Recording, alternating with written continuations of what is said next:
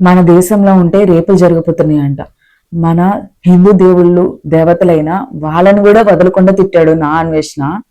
నీకు బుద్ధి జ్ఞానం సిగ్గు శరం ఏమన్నా ఉంటే జీవితంలో ఇంకోసారి ఇండియా రామాకు, మీ పేరెంట్స్ని కూడా ఇండియాకి పంపిబాకు.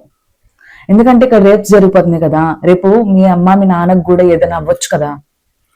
సీతాదేవిని రేపు చేశారని నీకు చెప్పారా? గరికపాటి గారిని కూడా బ్యాక్ చేసేస్తున్నావు.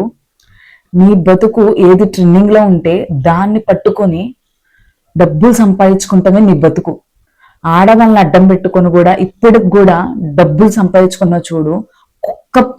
కుక్కలతో కూడా పోల్చకూడదు అనమాట. నీచమైన బతుకు అనమాట. పురుగులు పట్టుకుపోతావు. అంటే మన దేవుణ్ణి మొక్కుతూ మన దేవుణ్ణి హేళన చేయడం అంటే నీ అంత దరిద్ర బతుకు జీవితంలో ఏ భూమి మీద ఏ పురుగు కూడా చేయదు.